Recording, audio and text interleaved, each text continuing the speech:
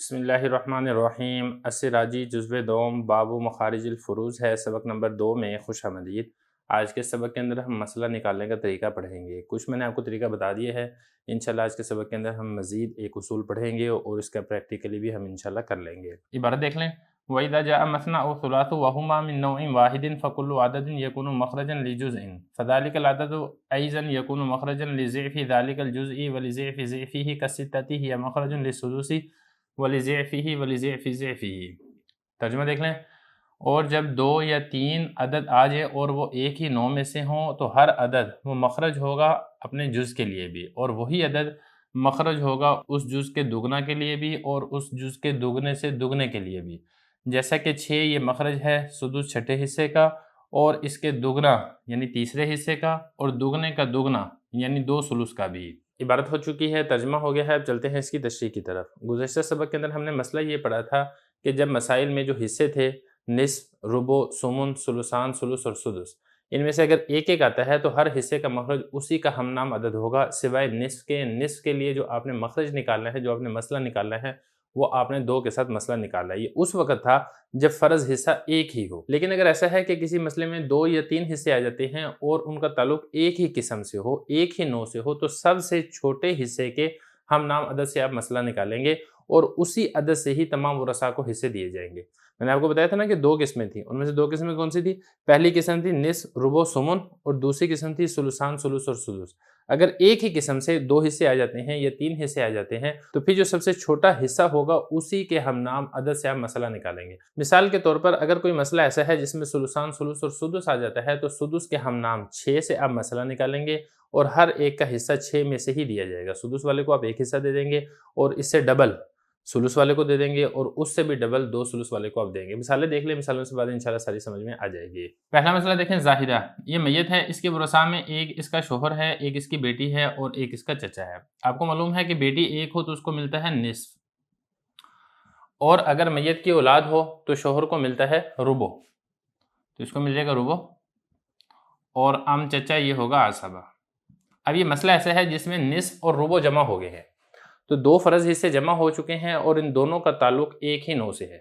کیونکہ جو پہلی نوع ہے اس میں کون سا ہے؟ نصف، ربع اور ثمن ہے، تو دونوں کا تعلق جب ایک ہی نوع سے ہے تو جو سب سے کم حصہ ہوگا ان دونوں میں سے وہ ہے ربع، چوتھا حصہ ہے، اسی کے ہم نام عدد سے آپ مسئلہ نکالیں گے تو مسئلہ آئے گا 4 سے۔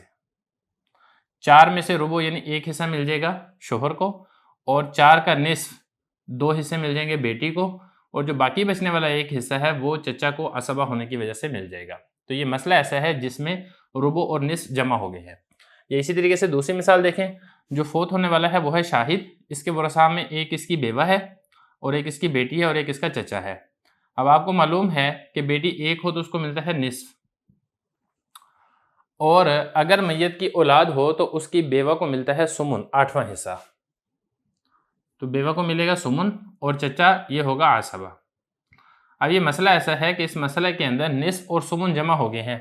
تو جو ہم نے اصول پڑھا تھا اور دونوں کا تعلق ایک ہی نوع کے ساتھ ہے، تو اصول کے مطابق تو جو ان میں سے چھوٹا ہوگا اور وہ 8واں حصہ ہے ثمن، اسی کے ہم نام عدد سے آپ مسئلہ نکالیں گے، تو مسئلہ یہاں سے نکلے گا 8 کے ساتھ۔ 8 میں سے ثمن ایک حصہ مل جائے گا بیوہ کو، اور نصف 4 حصے مل جائیں گے بیٹی کو، اور جو باقی بچنے والے 3 حصے ہیں وہ مل جائیں گے چچا کو عصبہ ہونے کی وجہ سے۔ تو یہ مسئلہ ایسا ہے جس میں نصف اور ثمن جمع ہو گئے ہیں،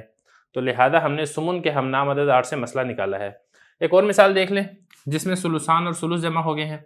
فوت ہونے والا ناصر ہے، ایک اس کی اخیافی بہن ہے یعنی ماں شریک بہن ہے، باپ الگ الگ ہے، ماں ایک ہے، اور 2 اس کی بہنیں ہیں، حقیقی بہنیں ہیں، باپ اور ماں شریک بہنیں ہیں۔ تو آپ کو معلوم ہے کہ 2 بہنیں ہوں باپ اور ماں شریک تو ان کو ملتا ہے ثلثان، اور جو 2 بہنیں ہیں جو کہ صرف ماں شریک بہنیں ہیں تو ان کو ملے گا ثلث۔ ابھی صورت میں دیکھیں ثلثان اور ثلث جمع ہو گئے ہیں اور ان دونوں کا تعلق ایک ہی نوع کے ساتھ ہے، اور ان دونوں میں سے کم کیا ہے؟ ثلث ہے، لہذا اسی کے ساتھ آپ مسئلہ نکالیں گے 3 سے۔ 3 کا 2 ثلث 2 مل جائیں گے حقیقی بہنوں کو، اور 3 کا 1 ثلث 1/3 یہ مل جائے گا اخیافی بہنوں کو۔ اب یہ مسئلہ ایسا تھا جس میں ثلثان اور ثلث جمع ہوئے تھے اور ان دونوں کا تعلق ایک ہی نوع کے ساتھ ہے۔ اب ایک اور مسئلہ دیکھیں جس میں ثلث سدس کے ساتھ جمع ہو رہا ہے۔ میت ہے یہاں پر زاہد، اور اس کے ورثاء میں ایک اس کی ماں ہے، اس کو ملے گا سدس، اور ایک اس کی اخیافی بہن ہے، اس کو ملے گا ثلث، اور ایک اس کا ام چچا ہے، وہ بنے گا عصبہ۔ اب یہاں پہ دیکھیں سلس اور سدس جمع ہو چکے ہیں، ان دونوں کا تعلق ایک ہی 9 کے ساتھ ہے اور ان دونوں میں سے چھوٹا ہے سدس 6، اسی کے ہم نام عدد 6 کے ساتھ آپ مسئلہ نکالیں گے۔ 6 کا سدس یعنی چھٹا حصہ یہ ایک مل جائے گا کس کو؟ والدہ کو، اور 6 کا سلس یعنی 2 حصے یہ مل جائیں گے کس کو؟ اخیافی بہن کو، اور جو باقی بچنے والے 3 حصے ہیں وہ چچا کو عصبہ ہونے کی وجہ سے مل جائیں گے۔ اب ایک اور مسئلہ دیکھیں جس میں جو دوسری قسم ہے 9 ثانی ہے، سلسان، سلس اور سدس، وہ تینوں کے تینوں ایک مسئلے کے اندر آ رہے ہیں۔ مثال کے طور پہ مرنے والا ہے عابد، اس کے ورثاء میں ایک ہے والدہ، اس کو مل جائے گا سدس، اور 2 اس میں حقیقی بہنیں ہیں، ان کو مل جائے گا سلسان، اور 2 اس میں اخیافی بہنیں ہیں، ان کو مل جائے گا سلس۔ سدس، سلسان اور سلس تینوں جمع ہو گئے ہیں اور ان تینوں کا تعلق ایک ہی 9 کے ساتھ ہے، تو اب ان تینوں میں سے سب سے چھوٹا ہے سدس، اسی کے ہم نام عدد 6 سے اب مسئلہ نکالیں گے۔ تو 6 کا سدس چھٹا حصہ یہ مل جائے گا ایک حصہ والدہ کو، اور اس کے 2 سلس یعنی 4 حصے یہ مل جائیں گے حقیقی بہنوں کو، اور اس کا ایک سلس یعنی 2 حصے یہ مل جائیں گے اخیافی بہنوں کو۔ لیکن اس میں ایک مسئلہ آ رہا ہے، مسئلہ اس میں یہ آ رہا ہے کہ ہم نے مسئلہ نکالا تھا 6 سے، لیکن ٹوٹل حصے بن رہے ہیں 7، سدس ہے، اسی طریقے سے سلسان 4 اور 1 5 اور 2 7، تو اب اس میں اول ہوگا 7 کے ساتھ، تو کل حصے 7 کر دیے جائیں گے اول کے طریقے کی وجہ سے۔ اب اول کیا ہوتا ہے وہ انشاءاللہ اسے آگے والا باب ہم تفصیل سے پڑھ لیں گے۔ اب ذرا عبارت دیکھیں، فرمانے وَإِذَا جَاءَ مَثْنَا، جب آئیں 2 2 او ثلاثو یا 3 3 آئیں، وَهُمَا مِن نَوْعٍ وَاحِدٍ، اور وہ دونوں ایک ہی نوع ایک ہی قسم میں سے ہوں، یعنی جو فرض حصے والے ہیں وہ رساں ہیں وہ 2 آ جاتے ہیں یا 3 آ جاتے ہیں اور ان کا تعلق ایک ہی نوع کے ساتھ ہے، یعنی یا تو ان کا تعلق ہو نصف، ربع، ثمن کے ساتھ، یا ان کا تعلق ہو سلسان، سلس اور سدس کے ساتھ۔ فَكُلُّ عَدَدٍ، پھر ہر عدد وہ مخرج ہوگا لِجُزْءٍ، اس کے جز کا۔ مثال کے طور پہ ربع ہے نا، چوتھائی حصہ، اسی کے ہم نام عدد ہے 4، تو جو 4 ہے یہ مخرج بنے گا چوتھائی حصے والے ذوالفرض والے حصے کا، اور یہی والا عدد مخرج بنے گا لِضِعْفِ ذَلِكَ الْجُزْءِ، اس کے ڈبل جز والے حصے کے لیے بھی۔ اب دیکھیں یہی والا عدد ہے نا 4، اب یہ ربع چوتھائی حصے کے لیے تو مخرج بن رہا ہے، لیکن ربع کا ڈبل ہے نصف،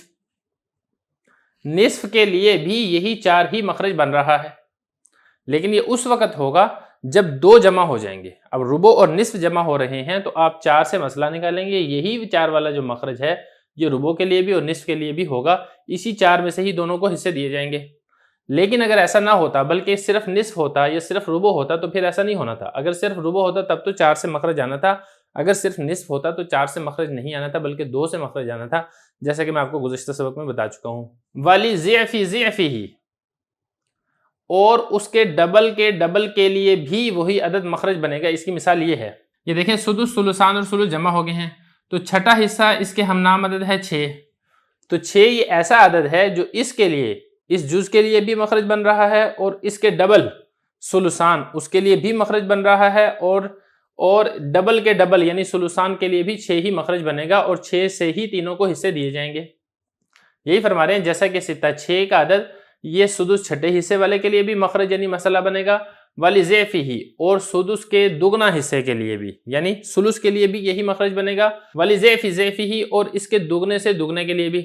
یعنی سدس ہے نا، سدس کے لیے 6 مخرج ہے، اور سدس کے دگنا، سدس کے ڈبل یعنی سدس اور سلس کے لیے بھی 6 ہی مخرج ہوگا، اور سدس کے دگنے سے دگنا یعنی سدس اور سلسان ہے یا سدس، سلس اور سلسان ہے، تو ان سب صورتوں کے اندر 6 سے ہی آپ مخرج بنائیں گے۔ جیسے اب یہ والی مثال ہے نا، اب یہ سدس ہے اور سدس کا ضعف دگنا سلس دونوں جمع ہو گئے تو آپ نے 6 سے مسئلہ بنایا ہے، اور اس مثال میں دیکھیں سدس ہے، اس کے دگنا سلس بھی ہے اور دگنا سے دگنا سلسان بھی ہے، تو ان سب کے لیے بھی ہم نے 6 سے ہی مسئلہ بنایا۔ وجہ یہ ہے کہ ان ساری مثالوں کے اندر جو 2 ذوالفرض والے جمع ہو رہے ہیں ان کا تعلق ایک ہی نوع کے ساتھ ہے، تبدیل ہو کر نہیں آ رہا ہے۔ اگر تبدیل ہو کر آئے گا تو پھر کیا ہوگا وہ ہم انشاءاللہ اگلے سبق میں پڑھیں گے۔